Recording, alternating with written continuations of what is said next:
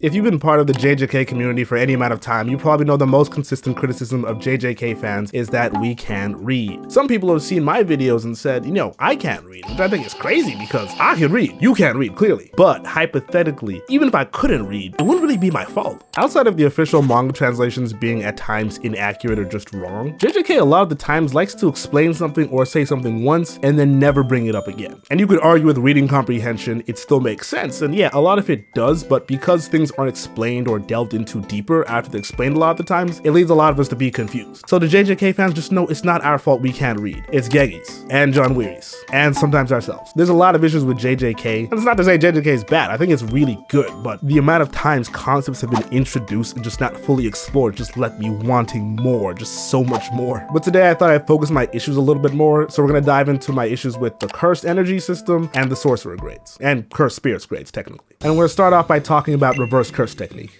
You see, reverse curse technique is not actually a curse technique. It's more of a curse manipulation, not to be confused with curse spirit manipulation. I'm doing a bit here, if that's not clear. The name being confusing is the least of my worries with it. What bothers me is, why can't Gojo use reverse curse technique on other people? In the series, it seems the ability to use reverse curse technique on other people is quite rare. Only a few people can do it. We know to use reverse curse technique to heal, you have to multiply curse energy against itself to make positive energy. But here's the only explanation we really get as to why people can't use reverse curse technique on others, and it's given to us by Shoko. Let's take a look at what she says. There are tons of people who can use reverse curse technique but can't heal others. One reason is the fundamental difference in use, another, the body of the target refusing the treatment. There are cases where cursed energy of the one healing rejects the process, and cases where the cursed energy of the one being healed doesn't respond to the conversion. That's why the efficacy of my treatment is often case by case. The way Shoko describes it is almost as if it's like a blood transfusion. Everyone has different blood types, but not all blood types are compatible for others. So sometimes when somebody gets a blood transfusion, even though they need the blood to survive, their body might reject the blood, and it's just ineffective. And using that to explain why some people's RCT isn't compatible with others would make sense, except the way I described it with the blood transfusion, that's just what I added in. The series doesn't actually explain that. Because if what Shoko was saying was true, it would mean Gojo can use RCT. It just depends on people who have compatible cursed energy to him. But it's not said, it's just said that he can't use it on other people. I think it would have been a cooler system if like people like Yuta and Shoko just had like an O negative kind of cursed energy, and for those who don't know, people who have O negative blood are compatible with all people with different blood types. A system like that would have made a bit more sense, but I don't think it makes sense that only some people can use RCT on others and others can't. Based off the description we got of RCT, it should be as simple as just applying it to another person, but it doesn't seem to work that way. Maybe if we saw someone on screen try to use RCT on another person and it doesn't work, I could get behind it, but we never do, so this is all we have. My next issue with RCT wasn't actually something I had an issue with as I was reading it, but looking into it, I guess I see why people question it, is why can't Gojo use RCT on himself after he got cut in half? After the Gojo and Sukuna fight, I remember there being a lot of talk about how Gojo's gonna come back because his brain is still intact, and I didn't remember why, but I looked into it, and as far as I can tell, it's because there's been a few instances of characters confirming you can't really die as long as your brain is intact and you have high level RCT, so I think it was best explained when Kashimo fought Hikari. We know from Kashimo that even though cursed energy is in the stomach, RCT comes from the brain, so even with Hikari being in his jackpot state, he should still be able to die, as long as someone destroys his head so his body can't activate his RCT. And Hikari seems to confirm this by saying that Kashimo almost got him when Kashimo tried to do it, but he was able to counter it. So I think that logic is consistent, and with Gojo, after hitting his black flashes and refreshing his curse technique, I don't know why he wasn't able to use RCT to just like heal himself there. Maybe the issue could be just that like he didn't have enough cursed energy to do this, although Gojo, he kind of doesn't really run out of cursed energy, and like, I don't know, it was just a bit confusing. I'm okay narratively speaking with him dying there, I just feel like I wish that was explained a little bit more.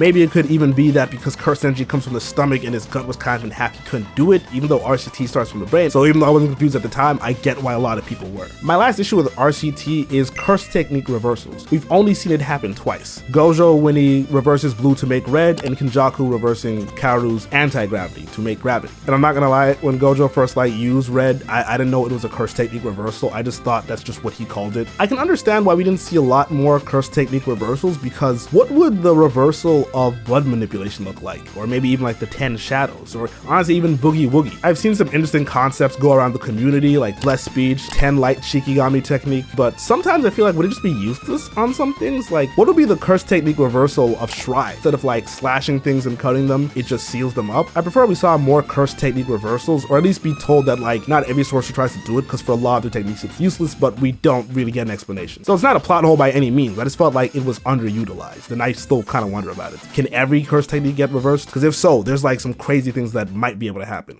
Next, I want to move on to domain expansions and my issue with them. I think domain expansions are like a really cool concept, and not a lot of other manga or anime I've seen have done something like it, so I'm happy I got to see them, but I felt like they were really underutilized. The only domain clashes we've seen have been Jogo and Gojo, Megumi and Dagon, Gojo and Sukuna. Technically speaking, also the three-way domain expansion, but like we actually didn't get to see that, so that just kind of felt like a complete bait. But on the bright side, we did get lots of memes from that three-way domain expansion. Come on, this is incredible. Originally, I thought a domain clash between Higuruma and Hakari would be quite interesting. The way I imagined it is like you're kind of at the subway station, but it's also like a courtroom. As the court case goes on and Higuruma's trying to like destroy Hakari in court, the train is still running by, and like the question is, can the trial finish and Higuruma get his power up before Hakari can get his jackpot? But apparently that wouldn't happen. When two domain expansions are in a tug of war, it cancels out both their sure hit effects. Doesn't matter if the domains are equally matched or if one is stronger than the other. The sure hit effect will not activate until one domain breaks. I wasn't sure if it counted for Hakari and Higuruma, but like, I guess Higuruma's sure hit effect is the pact of no violence that Judge Man enforces, and for Hakari, I guess the sure hit effect is just the info dump on how his domain expansion works. So in reality, I guess they just be fighting in a half courtroom, half train station. Unless the sure hit effect is only about abilities that damage, I truly don't know. The sure hit effect thing kind of makes domain clashes not as interesting, so I guess logically speaking, most of the time when someone's domain is stronger than the others, it should just go like Gojo versus Jogo the entire time. It's not supposed to be like a long drawn out thing, it's just supposed to be quick like that. Unless, you know, you pull out all those like anti-domain techniques like when Gojo and Sukuna did it, because that was a really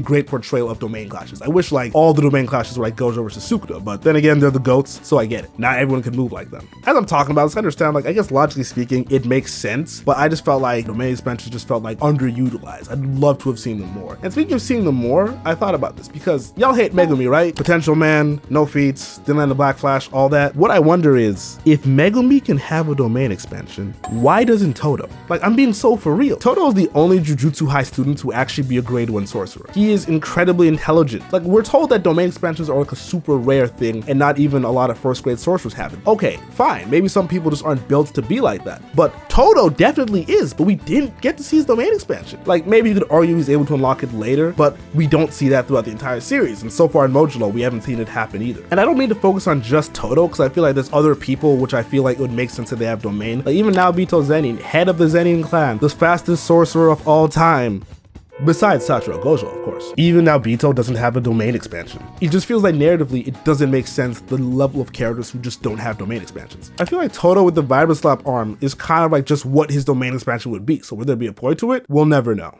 As far as cursed energy goes, the last thing I want to talk about is the Black Flash, which is just something really minor. Todo explains that Black Flash is a distortion of space that occurs when cursed energy and a physical hit land within 1/1,000,000th of a second of each other. And it's 2.5 times the amount of damage, and it kind of deepens your understanding of like cursed energy. It kind of seems like it can give you more cursed energy as well. At least that's the impression I got after like Gojo saw Yuji after like he hit the Black Flash. Over time in the series, they expand on how Black Flash can kind of like refresh your curse technique and make you know RCT again. And like, I'm okay with it, because you know, that's an evolution of the technique. What I'm so confused at is like when Gojo's saying the explanation of like Black Flash hitting in 1/1,000,000th of a second doesn't quite make sense, because he said if that's all it took, he could use the 6 eyes and Limitless and do it. And this doesn't actually mess up the story like in any way or form, but like I just felt like it was such like an odd thing that like Black Flashes seem to be so unknown, a little bit of an anomaly. I mean, I guess it works out because I don't want Gojo hitting 70 Black Flashes a fight. I want that to just be Yuji. I guess my issue is they kind of explained Black Flash like it was logical, then they kind of like explained through Gojo that it wasn't really as logical. Ultimately, it didn't really affect the story. I just thought like, why is this here? Like I don't understand. Though to be honest, he probably put it in because he realized that Gojo with his Infinity and 6 eyes could always hit a Black Flash, so he had to like make an excuse to be like, no,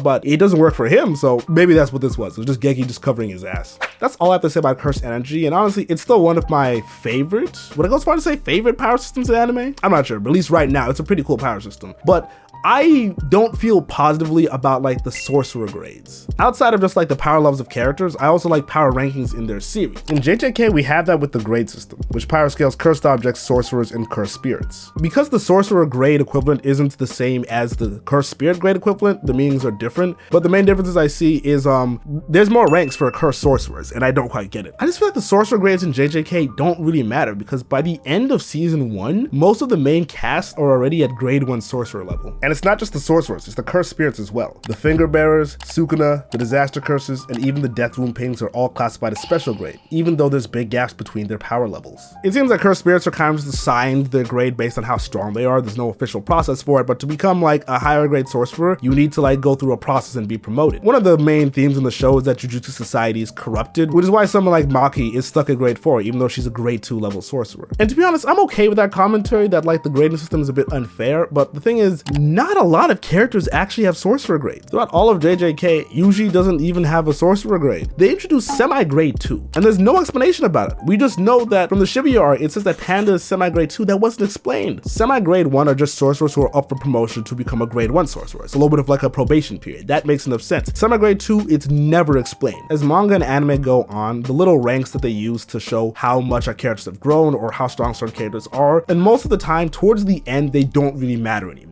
But I felt like with JJK, it stopped mattering very quickly. A lot of the characters got put up for promotion to grade 1 sorcerer, and then nothing came of it. I mean, obviously, you know, the world kind of fucking ended, so I get why nothing came from it, but like, really? It just felt like a waste. I think the reason why I'm still passionate about sorcerer grades, even though they don't really mess with my enjoyment at all, is just that like, it feels like there was a good amount of thought process put behind them, but they just wasn't really following through on it. I don't know if Gegi just got bored and just said, fuck it, I don't care anymore. And it kind of translates to Modulo as well. We don't really know the rank of the Okotsu siblings, and like, I don't know, I'd kind of just like to see their power, especially from a Jujutsu Society that's like proper now, where they actually graded. It would be kind of cool to see. And that wraps up my issues with the cursed energy and the sorcerer grades. A lot of what I said, they're not plot holes, just a little bit of inconsistencies and something as a fan I'd like to see. But yeah, that's all I gotta say. I am Lee T. Simba, I can read, and I'll see you guys next time. Peace.